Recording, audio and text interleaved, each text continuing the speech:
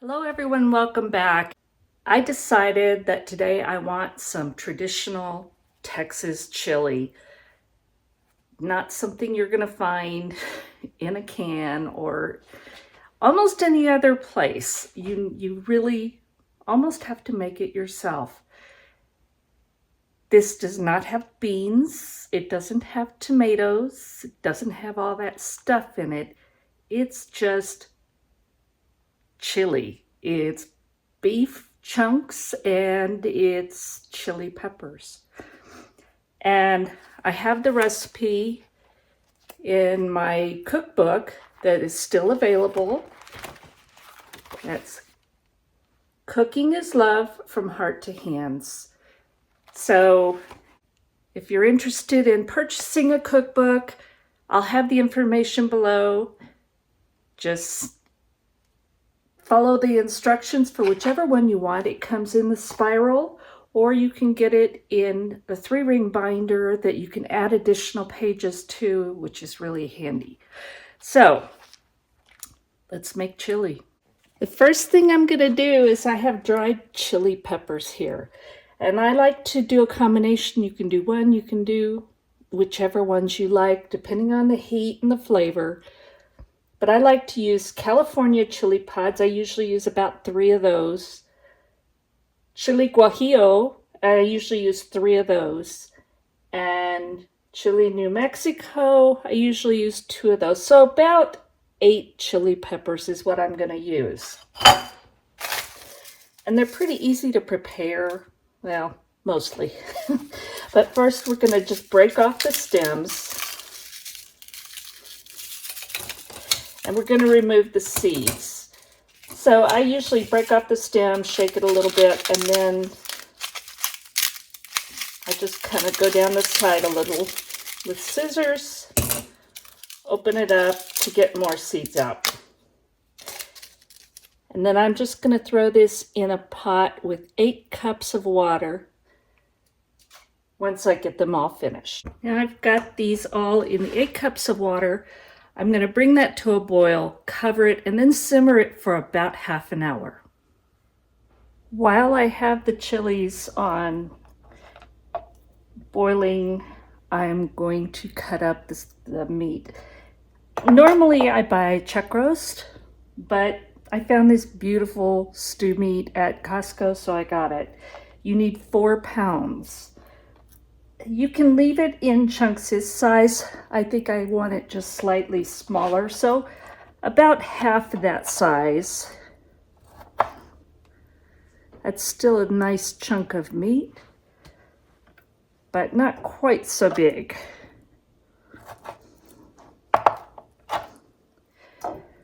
I'm going to go through and cut all this up, and by that time our chili peppers should be ready to clean up.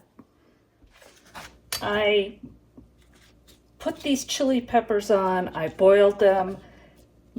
The flesh inside is tender. There's not a whole lot in each pepper, but the skin is really tough, so we don't want that. Now that they've cooled slightly, I'm just going to take a knife and scrape the flesh off, and that's going to go in the blender. And mostly it goes okay. Once in a while you get some that's stubborn. But you just want to get as much of the chili flesh off as you can, because that's where all our flavor's coming from.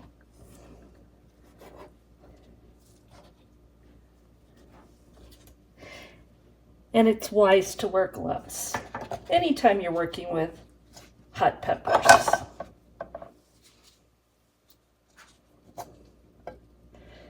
So this part takes a little bit of time, but it's not too bad.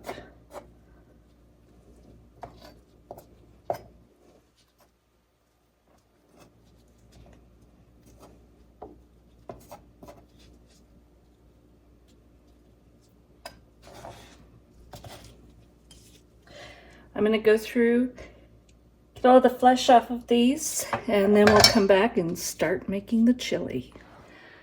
I have all of the chili pepper flesh in here. It doesn't look like much. but it's actually a lot of flavor packed in there. And that's what's left of the skins. It wasn't too bad. Most of it scrapes off pretty easily. Now we're going to take about 1 cup of the cooking liquid.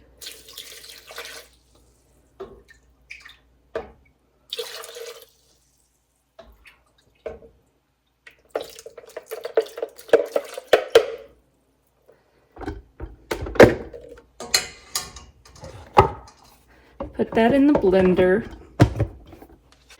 Now I'm going to blend that until it's smooth.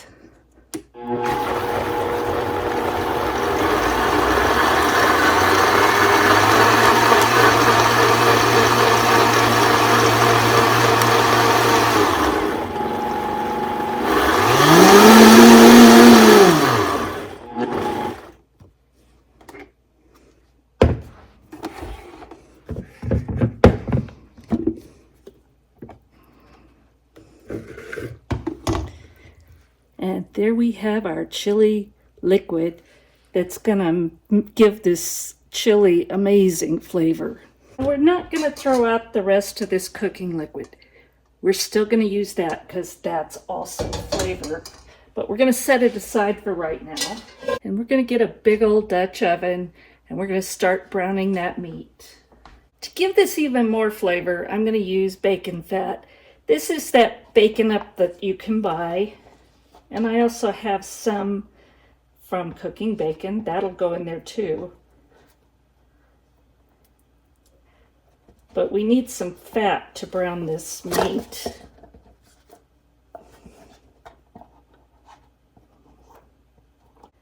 And we're going to cook the meat in batches because if I put it all in there right now, it would just steam. It wouldn't really brown.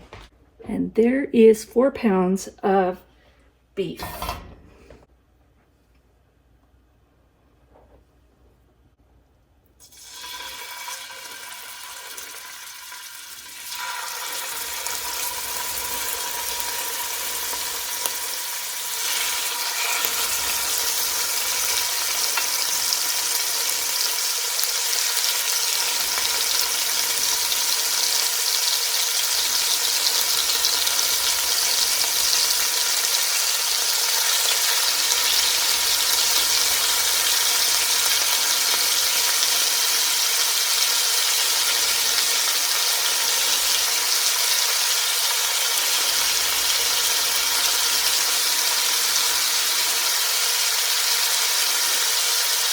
I'm going to let this brown slightly. I don't care if it's cooked through because it's going to cook for a while.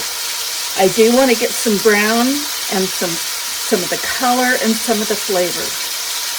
And once I get this batch done, I'll set it aside and cook up the rest in batches.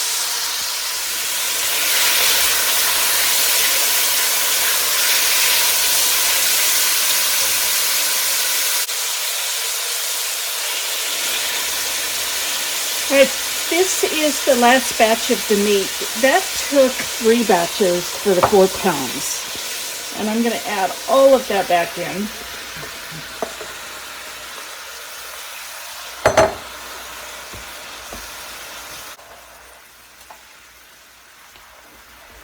I'm going to add in 2 medium onions that I've coarsely chopped.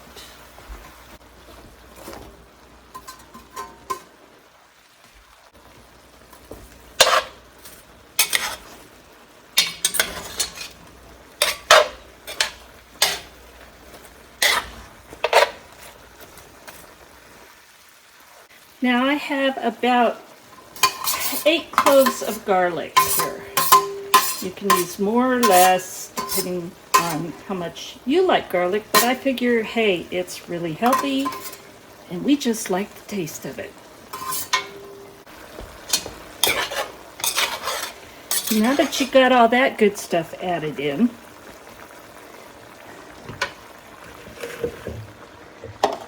we're going to add in that chili sauce.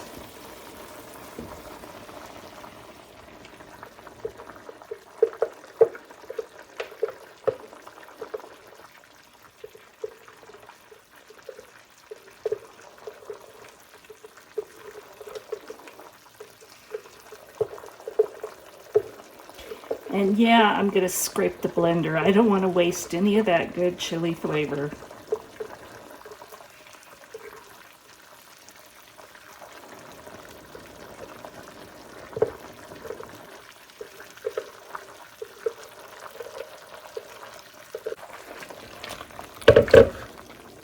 And to make sure I got it all,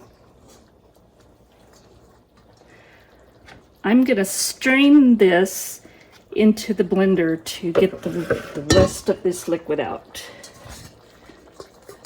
and capture all of the flavor.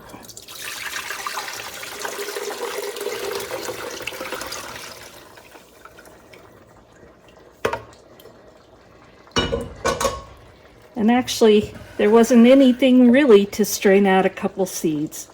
I'm just going to add it in. It's not going to hurt a thing. Now all of this liquid is going to go in that pot of chili.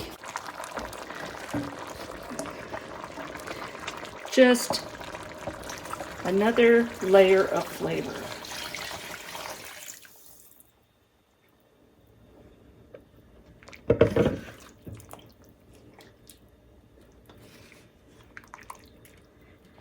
You can already see that beautiful chili color. I'm going to bring this to a simmer, and I'm going to let it simmer for 3 to 4 hours. So this is just going to be nice and flavorful, tender, and just a wonderful chili. This has been cooking for about 4 hours. So it's greatly reduced. You can see it's thickened and the meat is fall apart tender, which is perfect. At this point, you want to take a taste because you're going to add your seasonings, including the salt, which up to this point we have not added.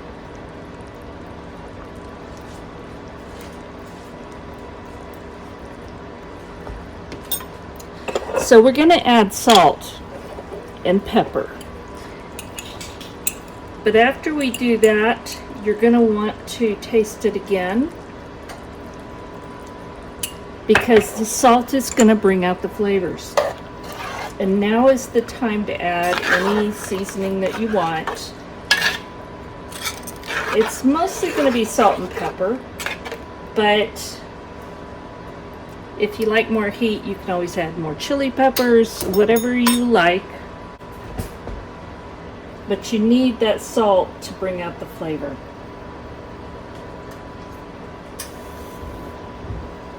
Wow, what a big difference, just a few seconds apart.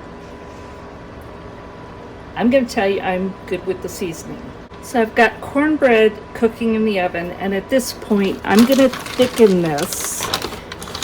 Sometimes I use oat flour. It's not necessarily traditional, but it works really well and it's got a good flavor. This time I'm going to use Hacienda yellow cornmeal, masa harina. And it's already fairly thick, so I'm not going to add a lot. I'm going to just start adding a small amount.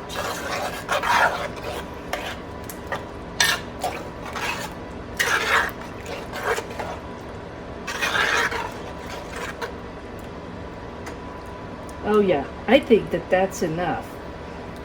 I'm going to let this slowly thicken while the cornbread cooks. And then we'll come back and we'll take a taste of this amazing Texas chili. Well, my chili is done and it smells amazing. And I also made cornbread, and because this is Texas chili, I made it in my Texas cornbread pan. I've never used this before, but this is the perfect time. So I've got cornbread and chili, and we're going to take a taste and see how this is. I thickened it with just a little bit of a fine cornmeal. But again, I've used ground oats also, and they did a wonderful job. So there's the chili. And you know what? I'm gonna take the southern tip off. No reason. It's just a good place to start.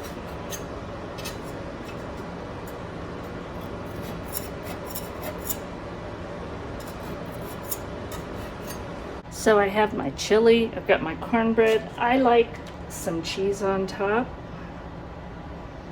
You don't have to, but I like it. Now let's try Texas chili.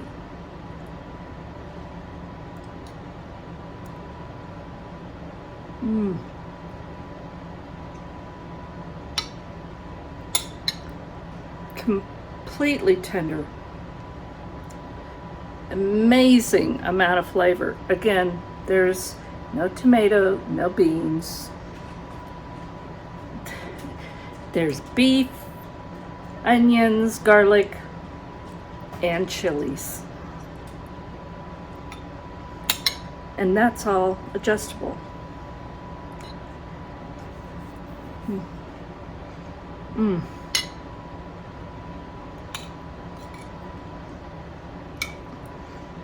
And add in some cornbread. And this is not sweet cornbread, this is just cornbread.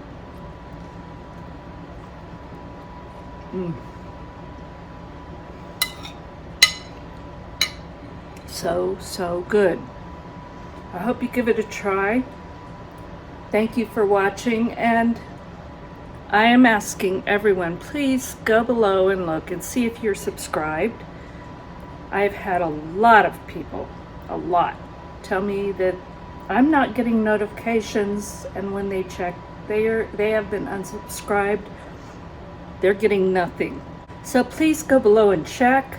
Make sure you're subscribed. Hit the notification bell. You'll get my videos.